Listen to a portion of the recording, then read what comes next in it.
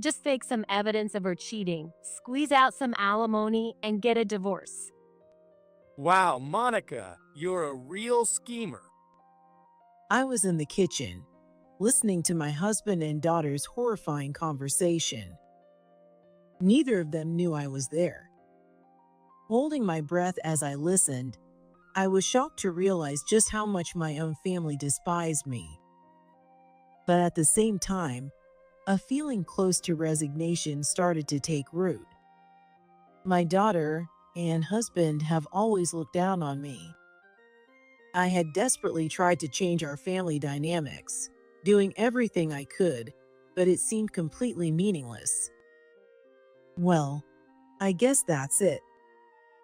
After they left, I muttered those words without thinking. Then, I said my final goodbye to this hellish house. My name is Katherine Jackson, a 47-year-old working mother. I had always been patient since I was little. When I was in second grade, I stubbornly endured feeling unwell, only for it to worsen to the point where I had to be hospitalized. My parents and older sister scolded me for it. My patience often backfires on me. Even when I realized that my boyfriend at the time was cheating on me, I kept telling myself that if I just endured it, things would stay peaceful. As a result, he left me and chose the other woman. I'm done with relationships. That's what I thought, but I still wanted to get married. So, right after my boyfriend dumped me, I went straight to a matchmaking agency and signed up immediately. That's where I met Robert, and we got married. Robert was the same age as me, so we had a lot in common to talk about. He was calm and kind, and being with him felt comfortable. I never developed romantic feelings for him, but I thought, if I'm going to get married, someone like him would be ideal. It seemed Robert felt the same way, and we quickly started dating seriously. Then, a year into our relationship, Robert proposed, and we got married. At that time, we were both 27. I thought I had finally found happiness, but reality wasn't that simple. At first, Robert seemed like a good guy, but after we got married, he gradually started to change. Once we moved in together, I somehow ended up doing all the housework. But since I worked full-time, handling everything on my own was a huge burden. Tonight, like every other night, I found myself sighing as I cleaned up after dinner alone. Meanwhile, Robert finished eating, sprawled out on the couch, and kept scrolling through his phone. "Hey, Robert, I work and am busy. You could help with the chores a little, don't you think?" But his response was, I don't know anything about housework. You're way faster at it, so it makes more sense for you to do it, right? "No, that's not what I mean. If you don't know how, I can teach you." Robert let out a short, mocking laugh and then said something unbelievable. I work way harder every day since I'm a man, so you should at least help out a little too. He was basically saying that, as a woman, my job wasn't that important. His words were so awful that I was too stunned to respond. Seeing me stay silent, Robert must have thought I agreed with him, because he just went back to looking at his phone without lifting a finger to help. When we were dating, he never talked like this. He used to respect me. But after getting married, it was like he had me locked down and no longer needed to hide his true colors. Even so, Robert celebrated anniversaries appropriately, and if I asked, he helped with everything except housework. But when I asked him to do something troublesome, he gave me an annoyed look. Still, it wasn't enough of a reason to consider divorce. I figured if I took my time, I could gradually get him to start helping with the housework. Then, I found out I was pregnant. It was 2 years after we got married, when I was 30. And right after I turned 31, I gave birth to a healthy baby. She was a beautiful little girl who looked just like me. With our new family, I should have been at the peak of happiness. But that wasn't the case. Oh, I've got a fever again. After giving birth, I started getting sick more often. I had heard that pregnancy and childbirth could change women's bodies significantly, but I never expected my health to decline this much. Even while feeling weak and dizzy, I did my best to take care of my daughter, Monica. I couldn't do anything beyond that, so I tried to let Robert know. Sick again? I've been thinking for a while. Are you just faking it? Robert seemed to think that pregnancy and childbirth weren't a big deal. When I came home after giving birth to Monica, our house was a complete mess because Robert didn't know how to do any chores. But instead of looking guilty, he just said, Well, I'll leave the cleanup to you. even though I had just given birth and hadn't regained my strength, he expected me to clean the entire house. And every time my health took a turn for the worse, he made it painfully obvious how much of a burden he thought I was. He never once seemed worried about me. Oh well, I guess I'll just ask Mom to help again. Hearing that made me grimace. Robert's mother had lost her husband years ago and now lived about 10 minutes away from our apartment.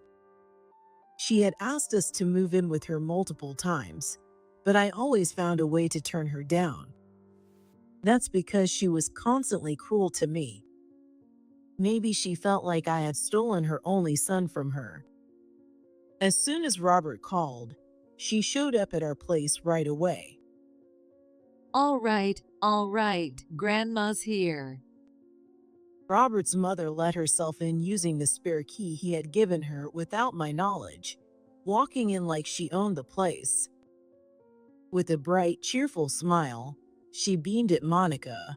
Then, turning to me, she smirked mockingly. My goodness, with a mother like this, poor Monica. Well, whatever. I'll take care of her again today, so you stay out of the way.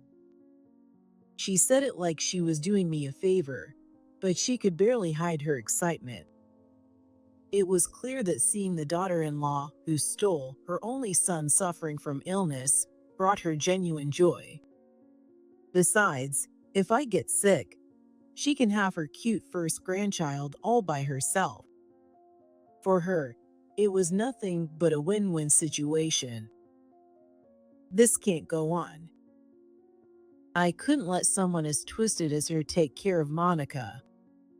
I was still on maternity leave, but if my health kept failing, it'd end up taking too many sick days and causing trouble at work. The truth was, Robert's salary wasn't that great. Robert didn't make enough to support both Monica and me. If I wanted Monica to live comfortably without any struggles, I had to work hard.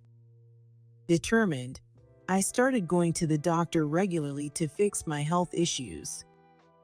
I also exercised as much as I could to rebuild my strength. By the time Monica entered elementary school, my health had completely recovered, and I no longer collapsed from exhaustion. Mom, hurry up and tie my hair now. Monica had completely picked up my mother-in-law's attitude and started looking down on me. To her, I wasn't a mother. I was just a convenient servant. All right, I got it. But that's not the way to ask someone for help. Even so, she was still little, and her selfish demands were somewhat endearing. I kept correcting Monica whenever I could, trying to raise her properly. But it seemed I was already too late. Instead of me, the strict mother who scolded her, Monica grew attached to my mother-in-law. She spoiled Monica endlessly, buying her sweets and toys whenever she wanted.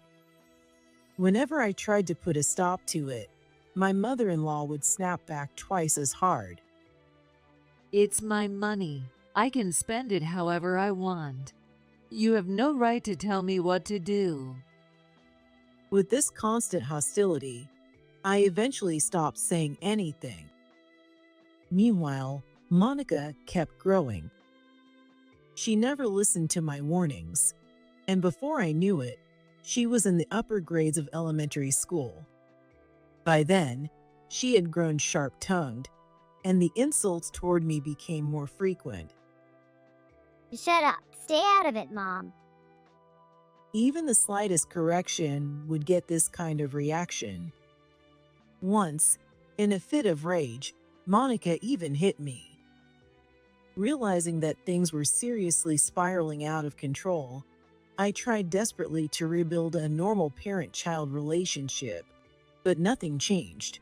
Before I knew it, Monica had become a high schooler. Then, one day, Monica was already a senior in high school, but still hadn't decided on her future and was just drifting through life. Worried about her, I said this. Monica, have you thought about your future? No matter where you decide to go, you should start studying seriously. If you want to attend a private university, don't worry. I've already saved up enough for you. I said it out of concern for Monica. But the moment she heard my words, her face twisted with rage. Shut the hell up. Stay out of my business. She screamed at me, then suddenly shoved me with full force. Because of how much my mother-in-law had spoiled her with food since she was little, Monica had grown into a big, strong girl. When she pushed me, I was thrown hard against the wall. Ouch! A sharp, intense pain shot through me, so overwhelming that I couldn't make a sound. I collapsed to the floor, curling up in agony. Monica didn't even try to help me. She just looked down at me like I was nothing more than trash. After a while, my pain began to subside, and I somehow managed to get back on my feet. Monica was already gone. It wasn't bad enough to go to the hospital, but the thought of what could have happened if I had hit my head in the wrong spot sent a chill down my spine. Monica never apologized to me, and I knew this wasn't something I could just ignore. So, I decided to talk to Robert about it. This is your fault for butting in. Monica's got everything under control, so there's nothing to worry about. He immediately blamed me and refused to take the conversation seriously. After that, I became terrified of Monica and stopped talking to her altogether. I often wondered if it was okay to act this way toward my own daughter, but every time I thought about speaking up, the fear of being hit again kept me silent. But I know I can't just let this go on. I knew I had to find a way to change this situation, but no good ideas came to mind. Every day, I just sighed more and more. Eventually, Monica managed to get into college. She didn't take her studies very seriously, so even though it wasn't a top university, I was relieved that she was able to enter the college. Maybe because I had stopped talking to her, Monica began treating me like I didn't exist. That didn't mean she took care of herself, though. She still ate the meals I cooked and wore the clothes I washed before heading off to school. At this point, I had become nothing more than a convenient servant to her. And maybe because Monica acted this way, Robert and my mother-in-law had also started ignoring me lately. My mother-in-law would still show up at our house unannounced, but whenever she brought gifts, it was obvious she never included anything for me. I didn't say a word about it. I just silently brewed tea for everyone, as always. I knew this daily life was completely wrong, but since there was no direct harm, I just accepted the situation as it was. It was better than saying something unnecessary, getting hit, and feeling the pain. Oh, right. Tomorrow is Monica's birthday. Looking at the calendar, I suddenly remembered. Monica ignored me completely, but she always finished every meal I cooked. Back when Robert and I had just gotten married and were still on good terms, he used to compliment my cooking all the time. Even my mother-in-law, who constantly nitpicked my housework, had never once complained about my cooking. If nothing else, my cooking skills were the one thing my family acknowledged. I should make her birthday dinner this year. Ever since Monica was little, I had always cooked a special, extravagant meal for her birthday. And on this day alone, Monica would actually smile and enjoy her food. Lately, she ate without showing any emotion, but she never left anything on her plate. At least on her birthday, I could feel like I was still part of the family. Did I already have all the ingredients in the pantry? Our pantry was next to the kitchen. It was a small room where we stored food supplies. Since it was out of sight from the kitchen, Monica used to hide and play there a lot when she was little. I stepped inside and started checking the shelves, making a list of the missing ingredients. Just then, Ah, she's not here. Did she go out somewhere? Monica and Robert walked into the kitchen.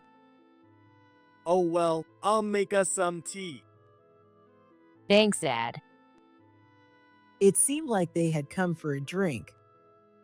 I hurried to step out of the pantry, but the conversation I overheard made me freeze in place. Hey, Dad. When are you finally going to divorce her? Well, do you really want me to divorce her, Monica? Of course.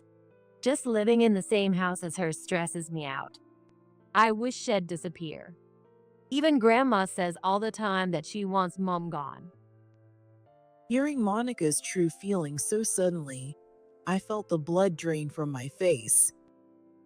I knew she didn't like me, but I never imagined she found my very presence unbearable.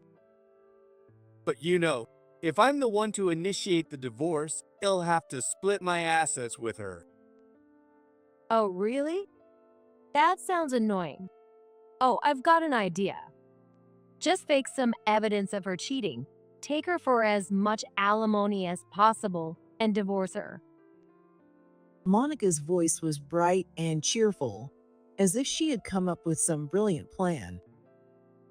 Take her for everything she's got, and make sure she has to keep paying child support for me too. That's the only thing she's useful for, making her cough up money. If you need fake evidence, I'll help set it up. At Monica's outrageous suggestion, Robert laughed heartily, truly enjoying the conversation. Monica, you're a real schemer. Right? Just think about it seriously. I mean, Dad, do you really want to be stuck with that old hag for the rest of your life? Well, yeah, just imagining having to look at that miserable face forever is enough to make me depressed. After a while, their footsteps faded as they walked away. Once they had completely left the kitchen, I slowly stepped out of the pantry. Overhearing their true feelings by accident, I was initially struck with shock, as if I had been hit by lightning. But almost immediately, I calmed down. I had never really been treated as part of this family. In fact, maybe I hadn't even been treated as a human being. I had endured everything, thinking that as long as I kept quiet, I could maintain some kind of peace. Maybe it was because of my patience that I had lasted this long. But I had finally reached my limit. I kept my presence hidden as I quietly stepped out of the kitchen and into the hallway.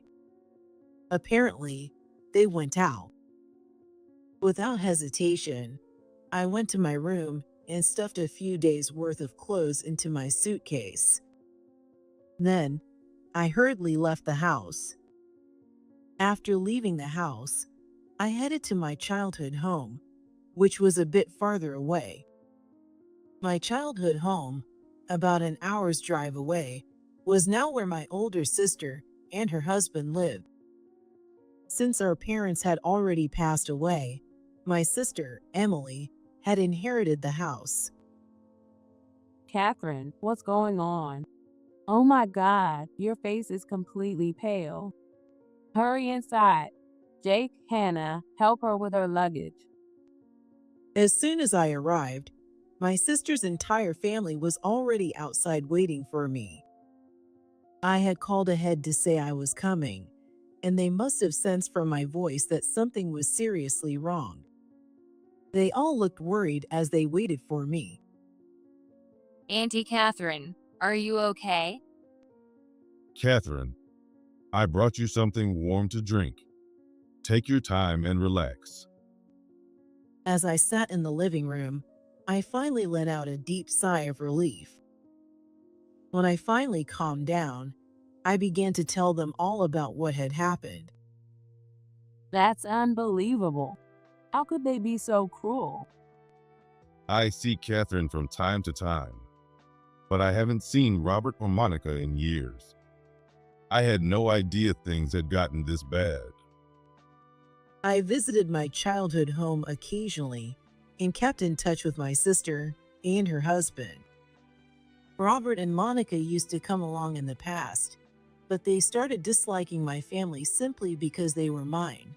For the past few years, they haven't visited my childhood home at all. I can't believe they treated Auntie Catherine like that. I'll never forgive them. Anna was furious, as if it had happened to her personally. Hearing her words, I couldn't hold back my tears. More than my own household, my sister's family was the one truly looking out for me. The moment I realized that in this home, I was treated as a real human being, my tears started flowing uncontrollably. You can stay as long as you want. This is your home too. Emily, thank you. And Jake, Hannah, thank you both so much. I'm sorry for the trouble. There's no need to apologize. Jake smiled warmly. He was my sister's senior in her high school club, and he had been devoted to her ever since. I couldn't help but think, I wish I had found someone as kind as Jake. As I sat there, overwhelmed by my sister's family's kindness, tears welled up in my eyes again. That night, for the first time in a long while, I felt completely at peace. Before going to bed, I checked my phone and saw countless messages from Monica and Robert. But I ignored them and went to sleep. The next day, my phone was bombarded with even more calls, but I ignored those too. As I stayed at my childhood home, I focused on healing my wounded heart and enjoying a peaceful life. Thankfully, my workplace wasn't too far from here, so commuting wasn't a problem. In fact, without having to take care of Robert and Monica, I actually had more free time than before. I used that extra time to start preparing for the next chapter of my life. And just like that, 2 weeks passed since I returned home. Wow, today was exhausting. Since it's the weekend, should we go out to eat? Great idea. I'm in. Both my sister and her husband worked full-time, and Hannah was commuting to college from home. That day, everyone had a long day at work or school, and the idea of cooking dinner this late felt like too much. So, Emily suggested eating out, and everyone excitedly started getting ready. I had fully blended into their family, and I was genuinely looking forward to going out for dinner. But just as we were about to leave, the doorbell suddenly rang, shattering our peaceful weekend. What the hell are you two doing here? Emily was the first to react and headed to the door, but her voice came out cold and firm. Sensing something was wrong, I quickly hurried to the entrance. There were Robert and Monica. Please, let me talk to Catherine.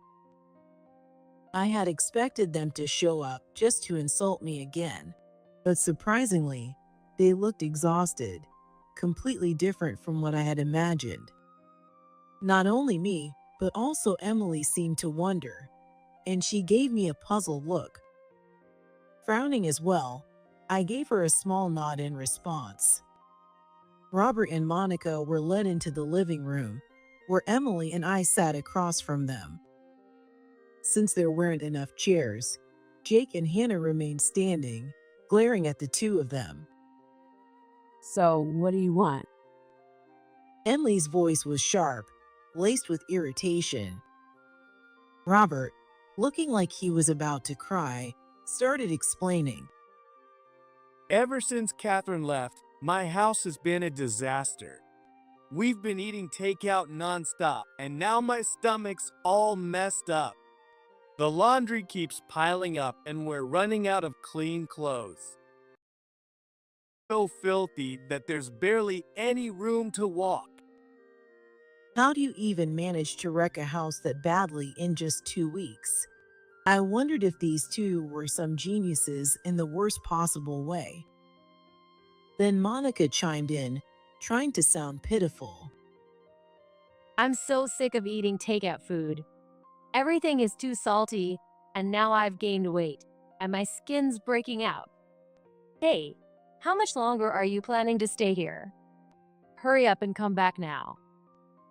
No, you've always been on the heavier side. I almost blurted out, but held my tongue. Before I could say anything, Hannah spoke up for me. Oh, so you've gained weight, Monica? Well, you haven't changed much in the past, so don't worry about it. Or maybe you've just been steadily gaining weight over the years since we last saw each other. Since they were both girls and close in age, Hannah had never gone easy on Monica. But she never said anything cruel without a reason. This time, she was clearly lashing out because she was furious over how Monica had treated me. Hearing this from Hannah, who had always had a flawless figure, Monica's face turned bright red. A mix of anger and embarrassment flashed across her face. How could you say that, Hannah? I've been going through so much stress. Realizing she couldn't win with words, Monica covered her face with both hands. But it was obvious she wasn't actually crying. Since she was a child, she made a scene of crying whenever it didn't go her way. She's still pulling this act even as a college student. I watched her with cold indifference. Oh, come on, Monica. It's painfully obvious you're not actually crying. That's embarrassing. Just stop. You're a college student now, aren't you? Emily's sharp words made Monica lower her hands in surprise. See, you're not even crying. And by the way, why are you acting like the victim here? The real victim is your mom. Hannah's blunt way of speaking was clearly something she had inherited from Emily. Jake, on the other hand, was always calm and never raised his voice, no matter what happened. In a way, he balanced Emily out perfectly. But Monica had never been spoken to this harshly by Emily before. Emily had always had her thoughts about the way Monica treated me, but she held back, thinking it wasn't her place to interfere with how I raised my own child. But now, she wasn't holding back at all. So you were plotting to fake evidence of her affair and squeeze out alimony, huh? I can't believe you even thought of something so disgusting.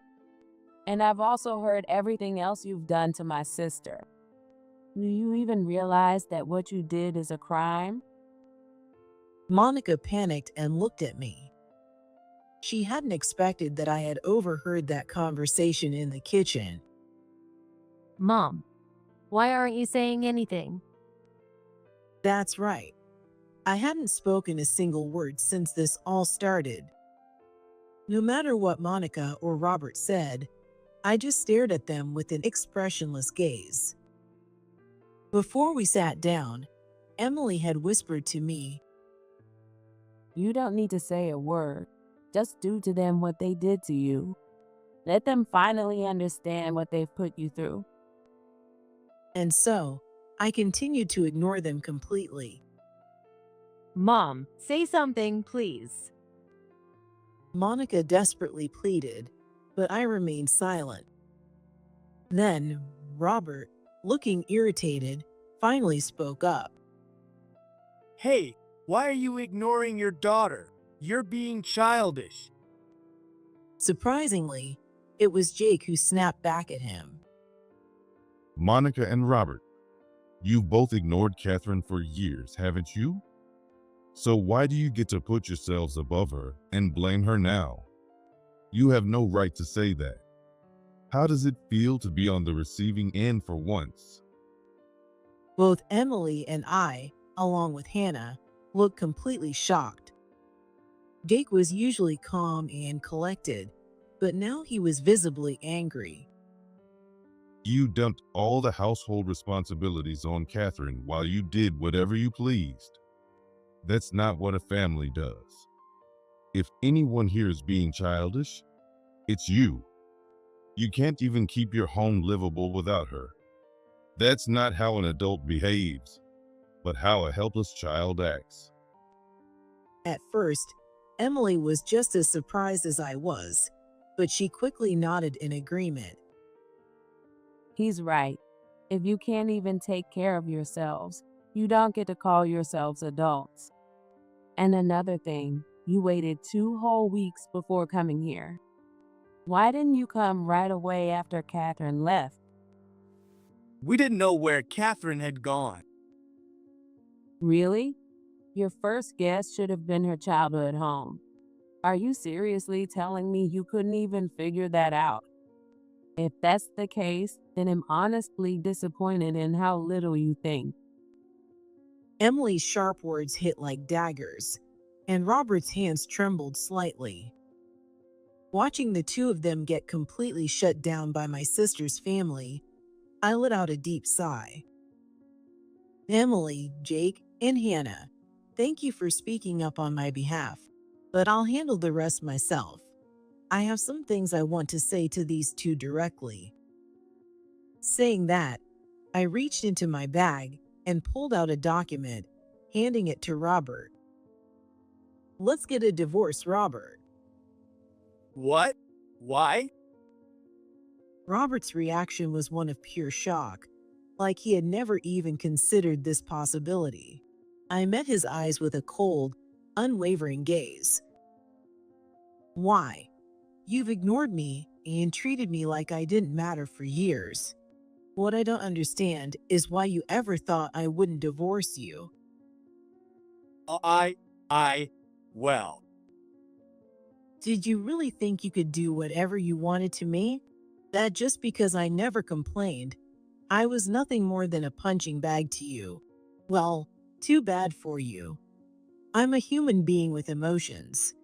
After everything you and Monica have put me through, did you honestly think I wouldn't feel anything? Next, I shifted my gaze to Monica. Monica, I know your personality has been heavily influenced by your grandmother. I tried countless times to correct it, but nothing ever changed. But listen, when you were a child, that might have been an excuse. Now, you're a college student. You can't blame anyone else for the way you choose to act. Mom? How long has it been since you last called me that? But it doesn't make me happy at all, because I no longer see you as my daughter." At my words, Monica's eyes widened in shock, her face frozen in disbelief. "Why do you look so shocked? Weren't you the one who wanted me and your father to get divorced? You called me an old hag and said my only worth was making you paychecks. So why act surprised now?" Tears finally welled up in Monica's eyes. I wondered if I should feel sorry for her, but this was entirely the result of Monica's own actions. There was no room for sympathy. And if I softened now, Monica would become truly beyond saving. Pushing her away was the last lesson I could teach her. I'm not getting a divorce. Robert's voice shook as he tried to refuse. Without a word, I reached into my bag and pulled out a sealed envelope. "This contains all the evidence of your affairs." What? Cheating is a valid reason for divorce. No matter how much you refuse, it won't change a thing. That's right. Robert had been cheating on me all along. I had known about it, but I never confronted him. Still, I figured the evidence might come in handy someday, so I secretly gathered proof of his affairs. Robert must not have even tried to hide it, so I was able to collect enough evidence to fill an entire envelope. Dad, you were cheating? No, it's not like that. This was just messing around. It didn't mean anything. His face turned pale as he scrambled to make excuses to Monica. But Monica shoved him away. You're disgusting. Don't come near me. Oh my, looks like we finally agree on something. Yes, I also find you utterly repulsive. Just standing this close to you makes me nauseous. Hearing both Monica and me call him disgusting, Robert's eyes welled up with tears. Robert tried to brush off his affairs as just messing around, but that excuse wasn't going to work. "And if you refuse to go through with our divorce, I'll take you to court. I want to divorce you badly enough to do whatever it takes. Oh, and of course, I'll be giving you full custody." Wait, Mom. I don't want to live with Dad. "I don't want to live with you either. Being around your father makes me feel sick, but being around you feels like it's eating a hole through my stomach from stress. Please, just let me go. I don't want to be part of this family anymore." At my desperate cry, Monica froze in shock before tears started streaming down her face. She finally realized that no matter what she said, I wasn't going to change my mind. "This is the result of your own actions. You brought this upon yourselves. I hope you carved that into your hearts." Neither of them said a word in response. They just kept crying. Under the watchful eyes of my sister's family, Robert finally signed the divorce papers. Still sobbing, both he and Monica were then thrown out by Emily and the others. All of Catherine's things that are still in that house, so she'll be coming to get them tomorrow. And if you try anything, you won't get off easy. At Emily's words, the two of them showed no reaction and simply walked away. The next day, as promised, I went to the house, but the mess was far worse than I had imagined. I felt dizzy just looking at it. At least my room is still intact. Letting out a deep sigh, I started packing my belongings. Not long after, my mother-in-law showed up, probably after hearing everything from Robert. Are you really divorcing Robert? "Yes, that's right. Isn't this what you always wanted? Now that I'm gone, you can live in this house with your son and granddaughter." Your wish has finally come true. However, my mother-in-law was clearly flustered when she saw the chaotic state of the house. Despite the mess, she hadn't lifted a finger to help. She wasn't particularly good at housework either, and the house she was currently living in was always in a state of disarray. That's why she had regularly called me over to do the cleaning for her. Now that I was gone, it didn't take long for her to realize that living in this house would be a nightmare. Wait, why don't we rethink this? My mother-in-law's words made Robert and Monica look at me, their eyes filled with hope. But I confronted her with the reality without mercy. I've hated you for a long time, you know. Do you really think I'm going to listen to someone like you? And by the way, I've already submitted the divorce papers before coming here. Myself and your son are no longer connected. We're strangers now. At my words, Robert and Monica burst into tears. My mother-in-law was completely flustered, and it was impossible to have a conversation with her. In the midst of all this chaos, my sister's family and I swiftly finished packing. I didn't have many belongings to begin with, so it only took about an hour to gather everything. Robert and Monica just stood there, stunned, watching me leave. Well then, goodbye forever. Oh, and I'll be filing for alimony through my lawyer, so make sure to cooperate, or things will get much messier for you. With a bright smile on my face, I left the hellish house I had lived in for so long. Afterward, I returned to Emily's house, and while looking for a new place, I filed for alimony from Robert. I also made sure to demand payment from his mistress, instructing them both to settle everything in a lump sum. A while later, after confirming the payment, I finally felt relieved, knowing it was all over. According to rumors, the house I once lived in is in a state of disarray beyond imagination. Robert's salary alone isn't enough to cover their living expenses, and they are apparently in a very tough spot. Monica had said she wanted to continue attending college, but with Robert's income alone, that would be impossible. My mother-in-law had relied on financial support from Robert, but that was only possible because I was the one bringing in the money. Now, with nothing but her pension to rely on, her life is becoming increasingly difficult. Well, whatever happens to them doesn't concern me anymore.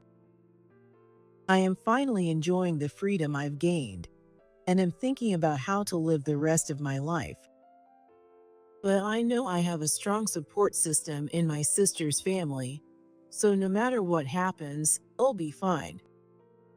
If anything happens to them in the future, it will be my turn to protect them. I will continue to live my life with my beloved family, doing my best every step of the way.